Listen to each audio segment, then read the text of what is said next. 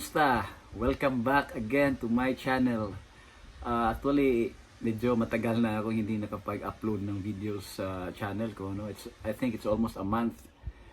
So, meron kasi akong in-order na Airsoft pistol sa Shopee and dumating kaninang umaga. So, I'm actually very excited to open this, but I decided just to make a video, no, na unboxing sa air pistol. Okay, so advertise muna. Cebu Airsoft Practical Shooters. Okay? So, hindi natin patatagalin. Diretso na tayo. Andito na yung box. And let's go.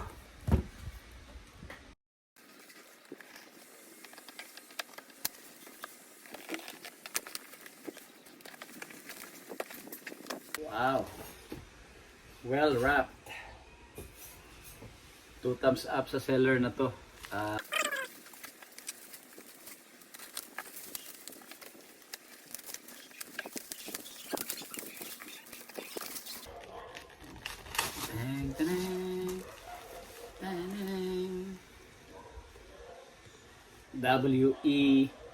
T-Rex high capa. Woo! Okay.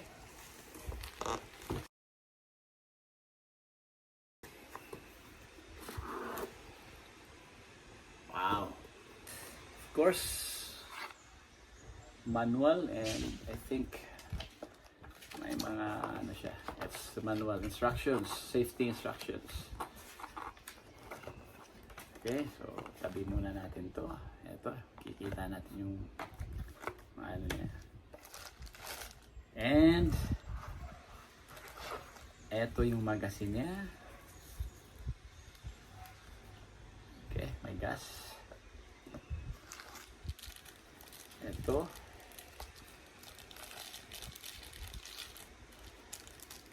May plate siya. I think this is lagay natin dito mamaya sa ano, sa site niya, or this for the site sa ano, sa rear sight na pwede natin gamitin gamitan ng mga optics. No? And here is the gun. And ganun. Wow. Ito. T-Rex high capa. Very one of the well-known, no? Not so expensive, but a very good gun. So ito, made in Taiwan. Okay, so try natin.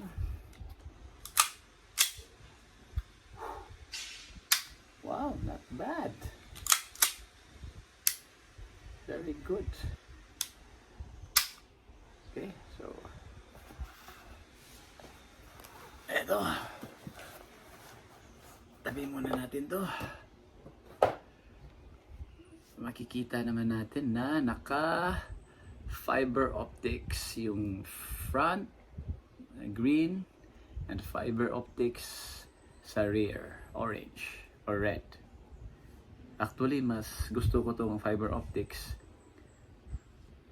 kasi mas clear siya pag nag-ano ka na, sight ka na.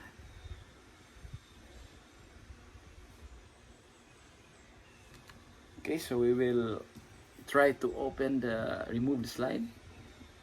Ilagay muna natin yung magazine. Wow, perfect fit.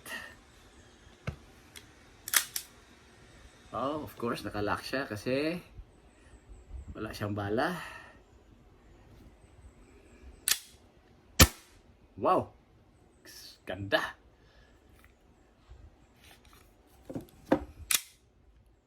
Very good recoil. Okay, so we'll open this slide.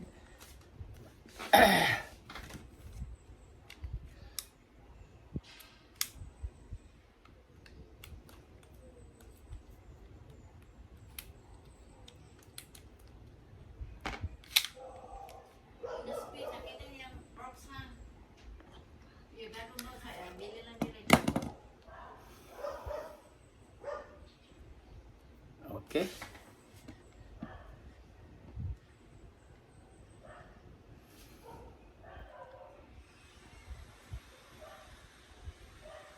Ganda. Nozzle, yung spring rod. Wow. Well built. Pero try natin. Ano natin mamaya. Chrono natin at wow.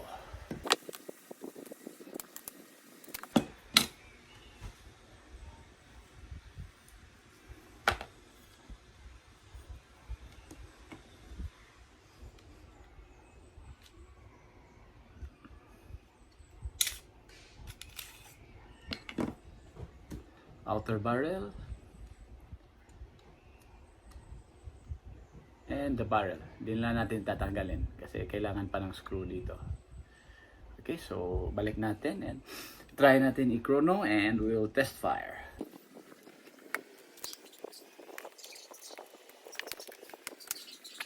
Chrono na natin.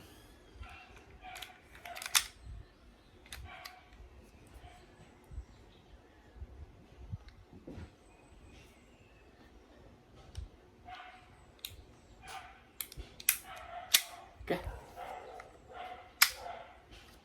So, chrono natin. Okay, so chrono natin and test fire, we will be using a 0.25 GBBs. Okay, so itong gamit namin and especially kung indoor lang and we will be using 0.28 sa outdoor, no? And sa gas naman, dalawang klase ng gas ang ginagamit namin. So, ito ordinary na green gas. And gumagamit din kami ng propane. Pero yung 12 lang yung ginamit ko para hindi masyadong malakas. Okay? So, mighty gas. Pero sa ngayon, sa testing natin, ito lang gagamitin natin, ordinary. Okay? So, load tayo ng bala.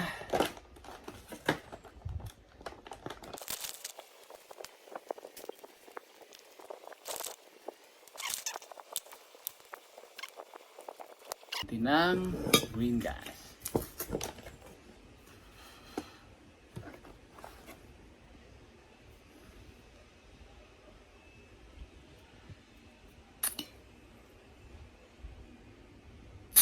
Okay. So, for this testing, we'll be using an X-Cortec Chrono. Okay, so punta tayo sa labas.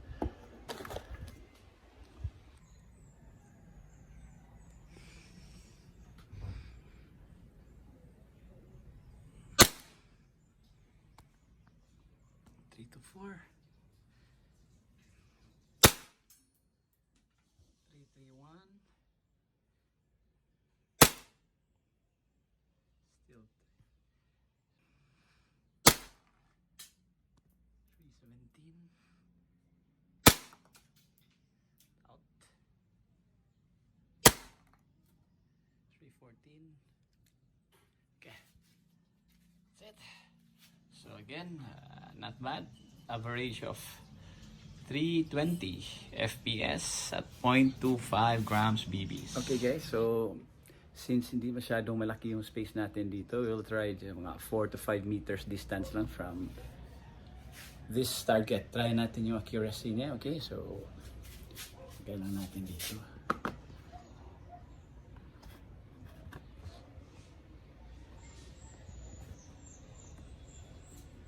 Okay.